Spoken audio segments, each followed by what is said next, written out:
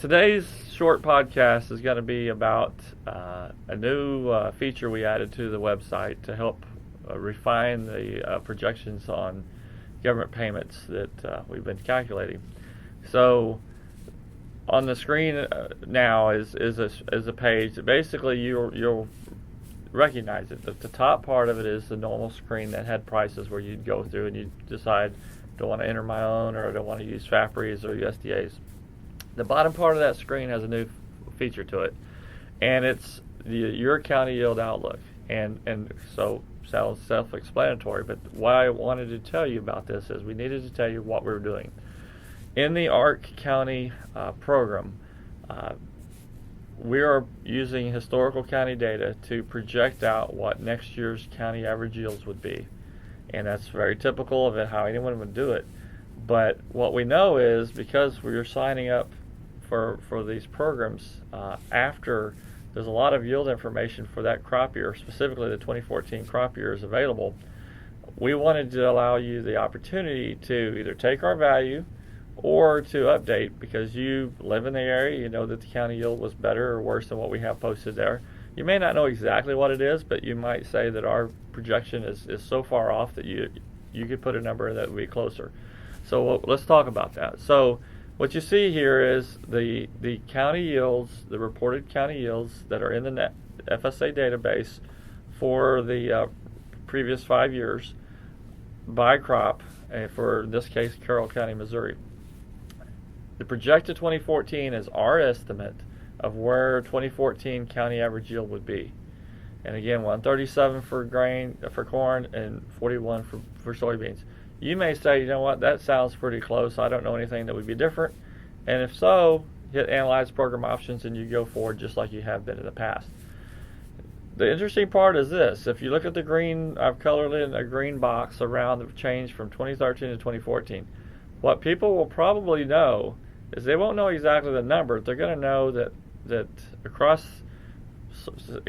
for example, in the Midwest, corn yields were significantly higher for 14 than what the trend average would be. And so what we allow you to do is put in your own estimate of 2014 in the blank. When you put that number in there, what's in the green box will change. So you can actually put in a number, say you wanted to put in 150. We'll calculate the percentage change from 13 to 14, so you'll kind of get an idea of, well, I think there might have been yields may have increased by 15%. So as an example, I'm gonna go through an example in just a minute, but you can use ours. If you want to use ours, you leave the blanks empty and you hit Analyze Program Options. If you want to change them, then let's talk about what you would do.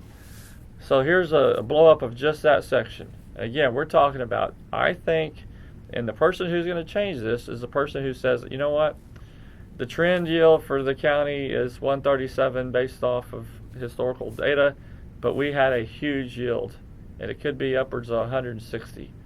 Well, if I type in 160, it's going to calculate that the percentage change was 15.1% from 13 to 14. Now you look at the 41 for soybeans, and you say, well, you know what? That actually is probably pretty close in your mind of what the average would be.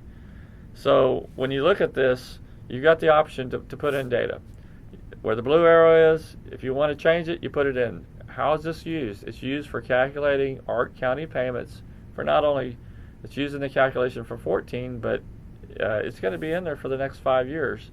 So again, one of the reasons why we allowed you to do this is to get the results to be a lot more fine-tuned. So what I've done in this example says that you're happy with our soybean yield, but you're not so happy with our corn yield estimate. And what happens is you want to compare, again, looking at the green box. Basically, it's about a 14% increase. That's close enough on soybeans maybe for your county, but we wanted to go with somewhere around a 15% increase or 160 bushel on corn. So the last thing I'm going to say, and just so you'll know, when you see this page, so you'll be more comfortable with what you're seeing. If you put in your number, we changed that word to certain, and that's what it's going to use. There's no simulated value there. If the word simulated is there, that means you've left our value and it's something that we've developed for you. Again, you can leave it blank, and not worry about it. But if you happen to have better information or more information, because in many cases harvest is already completed for most folks, and you're kind of going to know what the county average was, and you may not know exactly what it is, but you might have a feeling that it's going to be 5, 10, 15% higher, or maybe even a little bit lower. It can go either direction. It will change based on what you put in that blank. Again, when in the big picture of doing all this stuff, when you're doing this analysis, we're trying to give the most realism to the projections we can. And you didn't want to be stuck with a yield projection of 137 for corn in this example. If you knew for a fact that your yield was significantly higher, as was most of the rest of your county. So we wanted to give you the option of fine-tuning the results a little bit better, and that's why this is here. Thank you very much.